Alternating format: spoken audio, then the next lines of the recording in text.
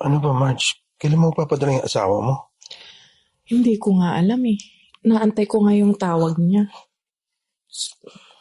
Kaya, Wait lang ha. Siya Sige. na atin.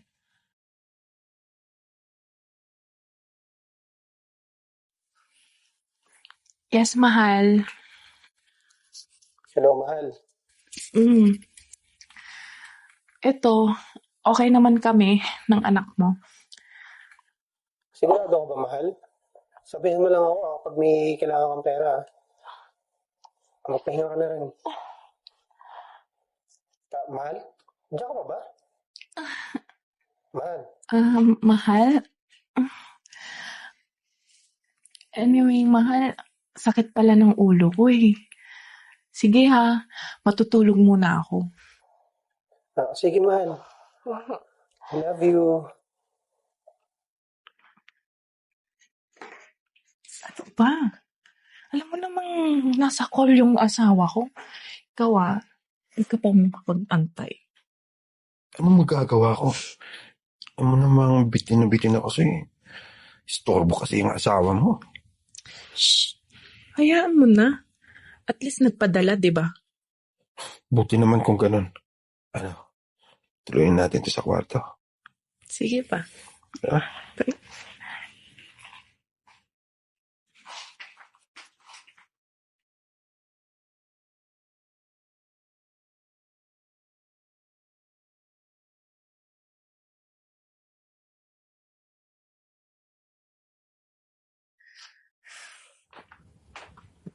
Oh, bakit gising ka pa? Saan ka galing, ma? Tinatanong mo pa? Eh, di syempre sa kapitbahay. Talaga ba, ma? Pinag-chismisan ka na nga ng mga kapitbahay natin eh. Palagi kang nandun kila Tito JM, yung lalaking babaero. Tapos papatulan mo. Ma, hiya ka naman. Hoy, Clayna, yung bunganga mo. Sumusobra ka na, ha? Nanay mo ko, kaya dapat respetuhin mo ko. At saka mag-ingat-ingat ka dyan sa pinagsasabi mo. Wala kang ebidensya. Kalokang batang to. Ma, umamin ka na kasi. Alam ko namang palagi mo kasama yun eh. Palagi kang wala dito sa bahay at nandun ka sa lalaki mo. Akala mo ba hindi ko napapansin yun? Ma, maawa ka naman kay Papa. Nagpapakahirap siya magtrabaho tapos ikaw, wala ka na ang trabaho, nagawa mo pang magloko. Talaga, ha? Ayaw mong tumigil, ha? Ikaw nga dito. Ma! Halika dito. Ma! Joke ka! Manigas ka! Alam mo, kung ayaw mo ko respetuhin bilang magulang, lumayas ka! Ma! Wala akong uuwian. Maawa ka naman sa akin, Ma. Eh, total naniniwala ka sa chismis ng kapitbahay, di ba? Doon ka tumira! Manigas ka! Ma! Ma!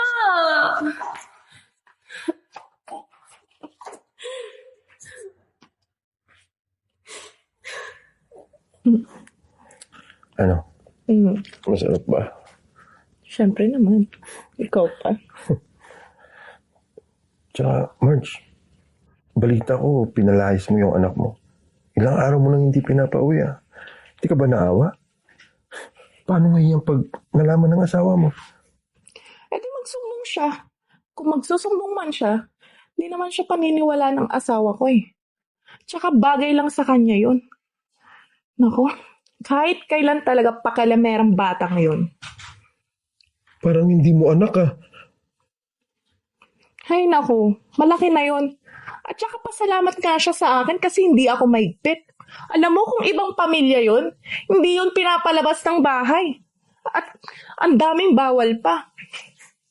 Lalandi siya. Wala na akong pakialam dun.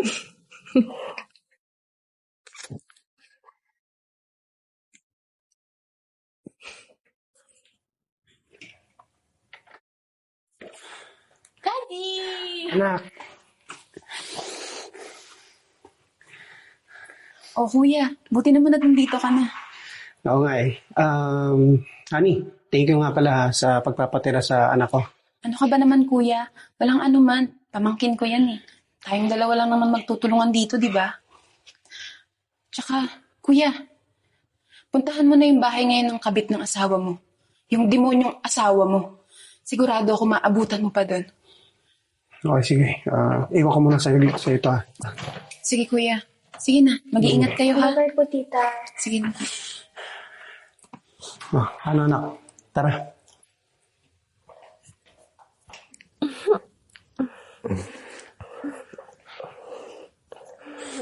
Mga walang niya kayo? Tama nga yung sinabi ng anak ko, ah. Mahal? Andito ka na? Ba't hindi ka nagpasabi?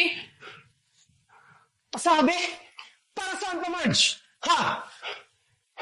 Kabre, kumpare kita. Tinuri pa naman kitang tunay na kaibigan. Tapos, alam mo kasama ko to. Nakuha mo pang tikman.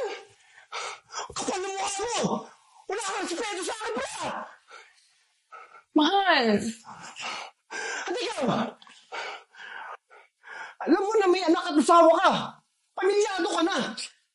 Tapos nakuha mo pang pumatol sa mismo kumpare ko pa.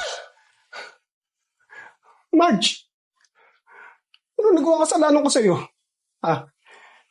Ano naging pagkukulang ko sa'yo? Ginawa ko naman na lahat, ha? Kaya nga ako nag-abroad, eh. Nagsakripisyo ako para maibigay ko lahat ng pangangailangan nyo. Tapos ito ibabalik mo sa akin? Ha? Lalokohin mo lang ako? Tatrainurin mo ako? Pero mahal. Tapos, nakuha mo pang palayasin tong anak ko? Para magawa mo yung kahayupan mo? Anong klaseng ina ka? Ha, Marge? Oo na, Maki. Wala akong kwentang ina. Pero tatandaan mo to, ha? Ginawa ko lang naman to kasi wala ka dito. Maki, babae rin ako. Hindi lang naman yung mga lalaki naghahanap, eh. Hindi mo nga masatisfy yung pleasure ko kasi malayo ka. Kaya huwag mo ako sisisihin kung nagpakamot ako sa iba. Grabe ka, ma. Sana masaya ka sa pinagagawa at pinagsasabi mo kay Papa. Hindi ka man lang naawa sa isang lalaki na wala nang ibang ginawa kundi maging responsableng ama at partner sa'yo. Marge, ano magagawa ko? Sa malayo ako nagtatrabaho, eh. Saka gusto mong palagi mo ako katabi at kasama.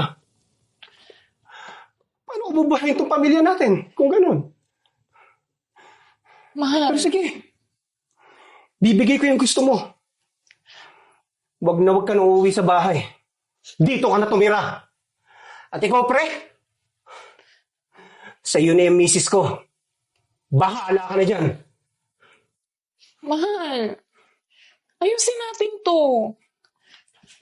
Anak, pagsabihan mo yung tatay mo, ayusin natin yung pamilya natin.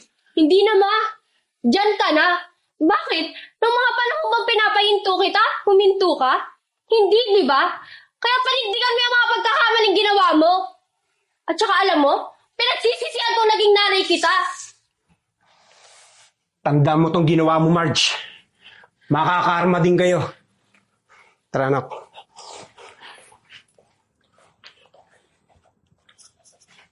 Paano yan? Paano na ako? Iniwan na ako ng mag-ama ko. Wala na din akong uuwi ang bahay. Babe, panindigan mo na ako. Panindigan pinagsasabi mo. Wala akong pananagutan sa'yo, no? Tsaka hindi kita asawa. Ang usapan lang natin, parausan lang natin ang isa't isa. Kaya ang gawin mo, umalis ka na dito. Umalis ka na!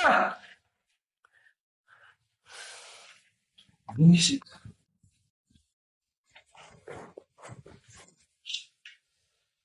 Sayang ay